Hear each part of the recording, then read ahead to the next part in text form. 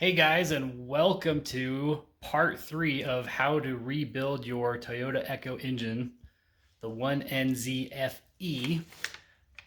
Ran into a bit of some trouble with my machine shop. I actually had to fire them and look for a new machine shop because when I got to doing my oil clearances for the connecting rods, they were way too loose, way too big, and the machine shop just had this attitude of good enough, the engine's going to run. And while that may be true, it certainly wouldn't be expected to get the longevity that Echoes are known for. General rule of thumb on a journal is for every inch in diameter, you want 1/1000th of an inch oil clearance. And on the connecting rod journals on this little tiny thing, it's 1.5 inches. So you want around 1.5 thousandths. And what do you know, the oil clearance specs for that are 5 10,000ths to 15 10,000ths, or 1.5 thousandths. Mine came in at, let me show you here. Originally I was getting 2.5 thousandths, 2.5, 2.1, and 2. So I went to a new machine shop and they resized the rods, luckily, which was only $80 to do that, and they took 1/1000th off all of them and brought them within spec. 0.0017, that's 2 10,000ths over the recommendation of 5 to 15, but a lot better than what it was at 25. So I'm not too worried about that. This one came in at 10. This one they resized it down to 13, and then resized that one down to 11. So yeah, so that was a major holdup in this process, and it just showed it's so important to check your clearances and not just trust your machine shop. But anyways, that's why it took so long. I ended up leaving them a bad review because anyone who's building a performance engine should know not to go there when you need tight clearances and need things within spec. So anyways, let's get started and do the measuring of the crankshaft and connecting rods.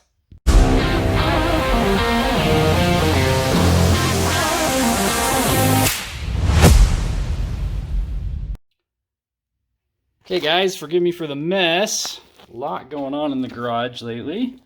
So here's the old main crankshaft bearings.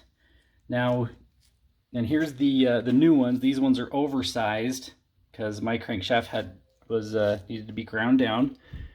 Now you'll notice that these bearings don't have the little notch marks. Let me show you in the engine block here. So you see where the main bearing sits in here, you got these little notches.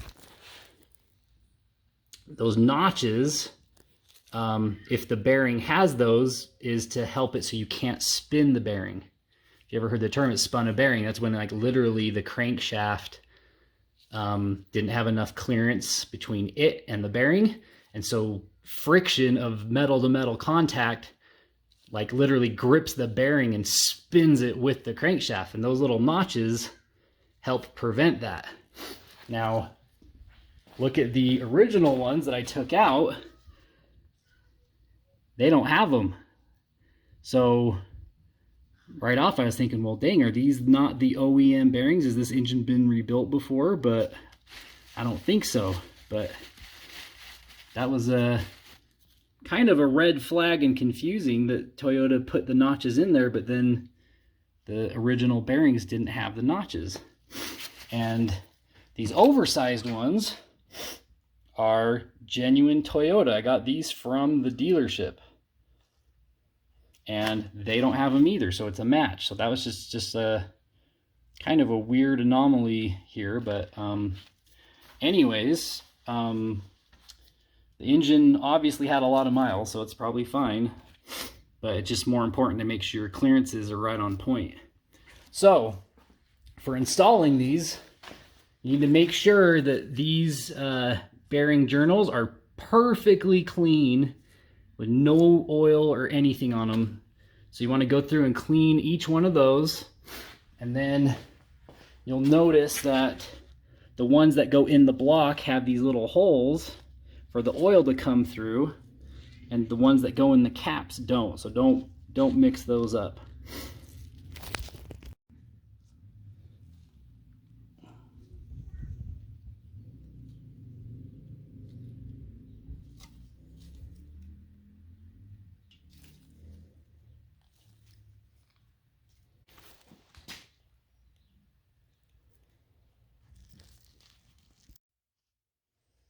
So on the crankshaft caps, it's the same thing. Clean in there till it's perfectly dry and clean, and then just press these in with your fingers, just like you did the other ones.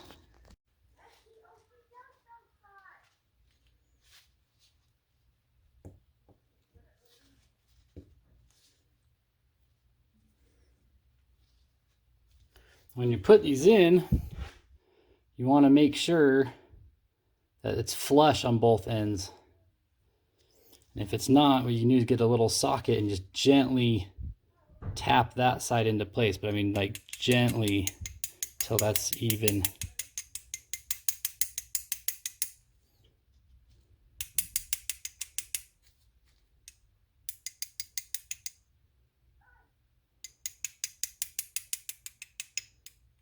You can kind of feel this way.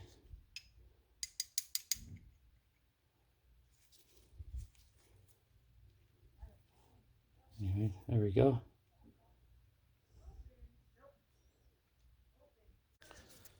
Okay, now this is number 5, and it's pointing towards the front of the engine, and I just press that in with my hand. And what you want to do, now the manual says you can actually reuse the original bolts if it clears some measurements. I'm going to use them only for checking clearance, and then on actual assembly use new ones. And I checked with a couple resources that said that is okay. So what you do first is make sure that there is no restriction on the threads. So we're going to just put this in, just finger thread it in, just make sure there's no binding. Make sure that the threads are clean. You can blow air out, and those, make sure those are spotless. That one's good.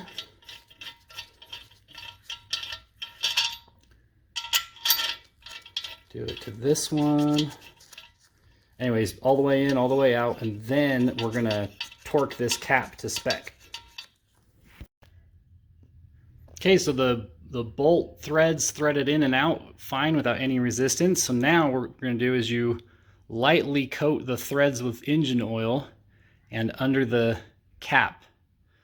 And then we're gonna actually install these and torque them to spec.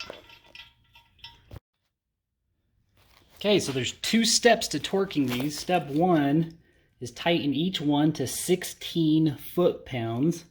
And then the manual says put a dot of paint on the bolt. And I don't like that because that'll make a circle dot to go off of. So I used a Sharpie, so it's more of a line. And then you're gonna turn this 90 degrees.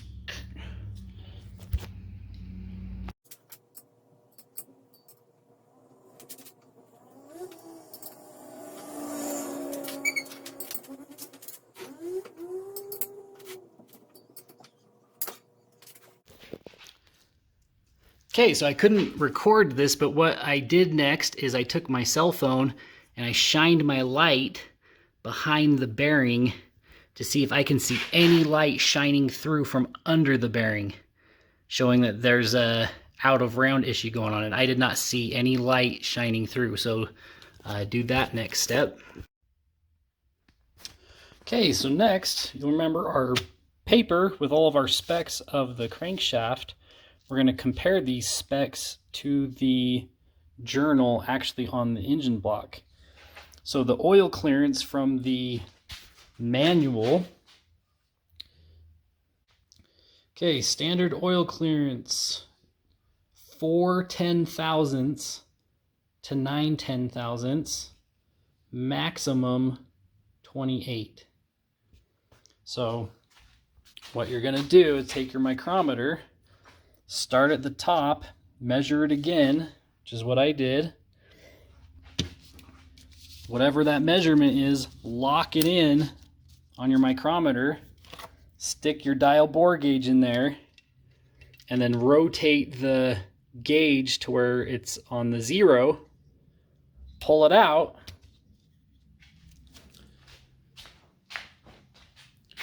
I already did my second one here, but then you stick it in the journal top to bottom. Don't ever do it side to side where the seam line is, because it's not actually perfectly rounded. The clearance top to bottom is actually tighter than side to side. So stick it in there and then see how much it veers off of 0.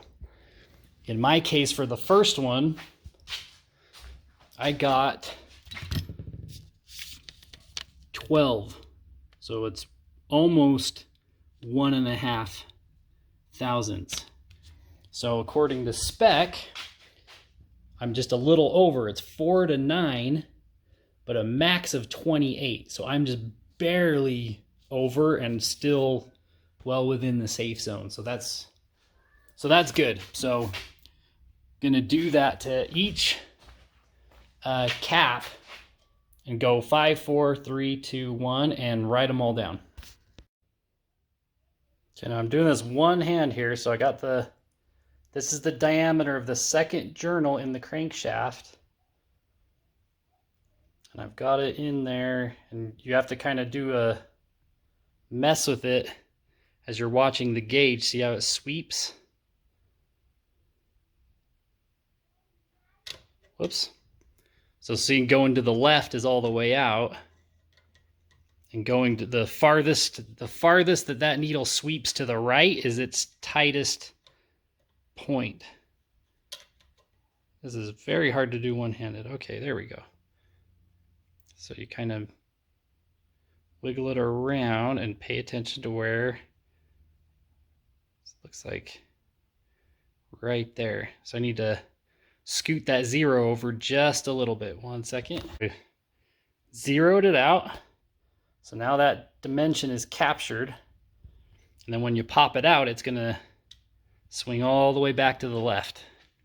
Okay, so now we're going to take the dial bore gauge. See how it swung clear over to the left? It was like that. We're going to stick it in. Again, this is very hard to do one-handed.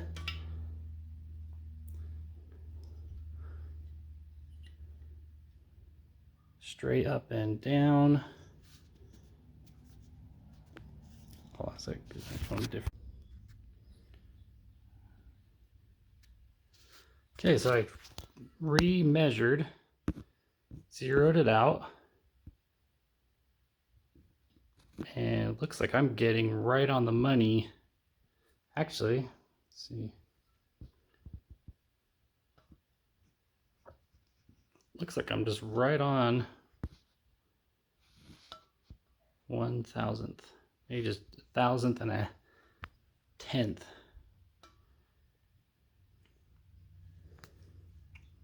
Get it from this angle. There we go. So it's barely under 1,000th. I don't know if you can see that. There we go. Sorry, that looks like I'm right on like 8 or 9 10,000ths, which is like right on the money. So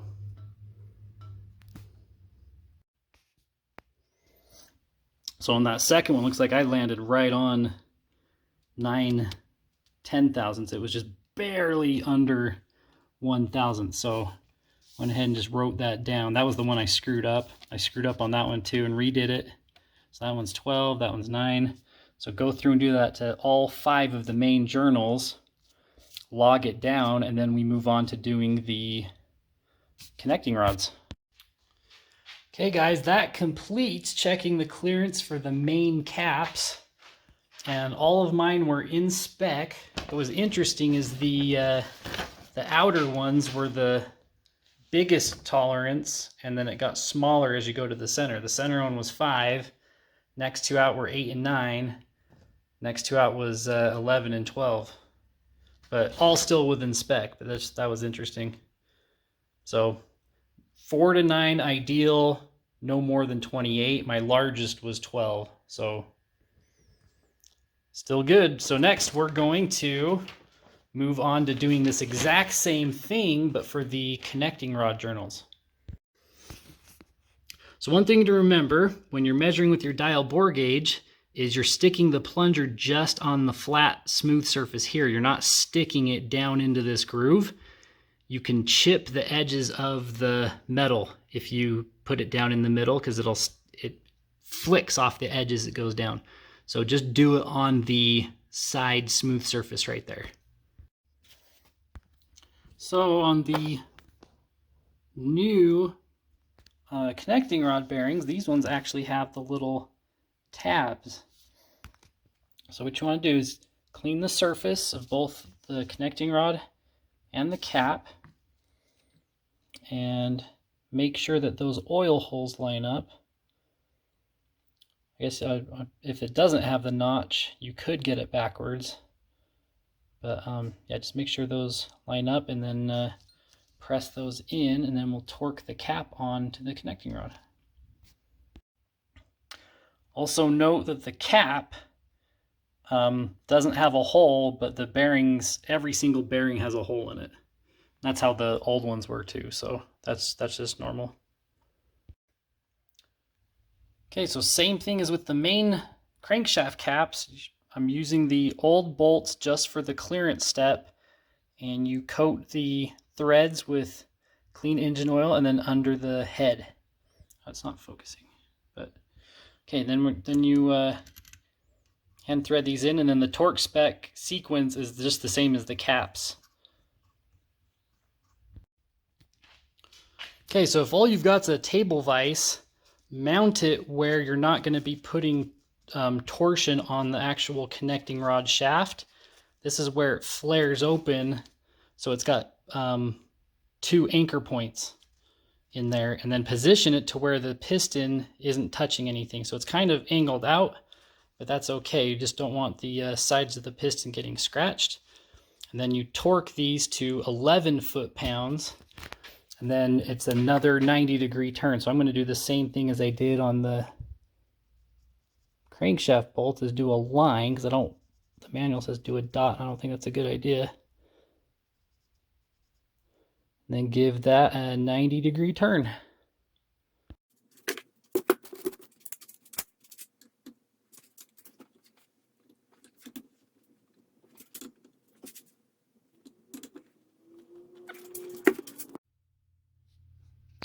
Okay, so now we're going to do the same thing we did on the main journals. Remember, piston number 1 is the one closest to this sprocket side, because that's the front of the engine. It goes 1, 2, 3, 4. So we're going to measure that with the micrometer, zero out the dial bore gauge, and then measure the difference in the journal for our clearance.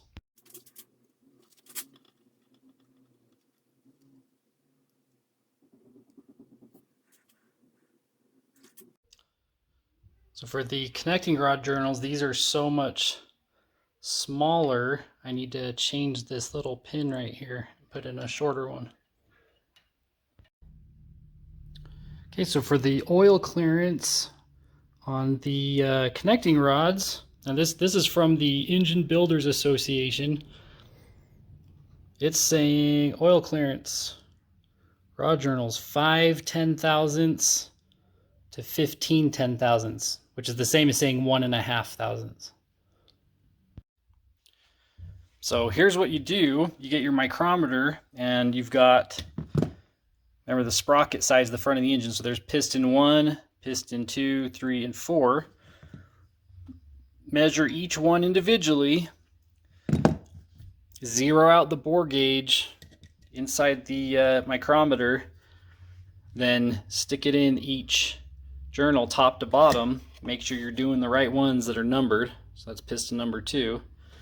And make sure you're getting within spec or close to 5 to 15.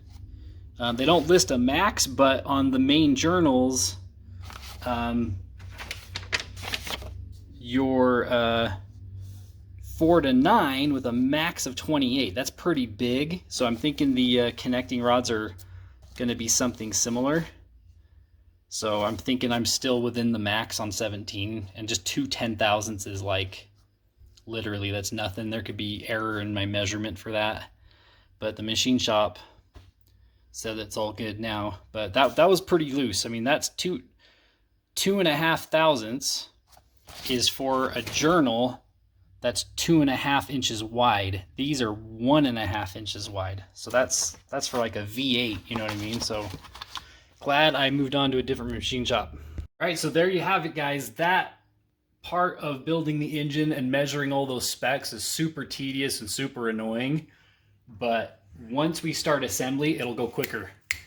So good job hanging in there and taking the time to make sure things are in spec. As you can see during my build, the importance of measuring yourself and not trusting your machine shop is very important, because they screw up, they just want their money, they want to move on to the next customer, and in my case, they took the position as good enough, the engine will run. But that's not the Echo Toyota way. We want 300,000 miles plus, so you want things to be within spec, and the machine shop is not smarter than the Toyota engineers that built these things. So thanks for watching, and stay tuned for episode 4, where we are going to actually start finally assembling the engine. Thanks for watching.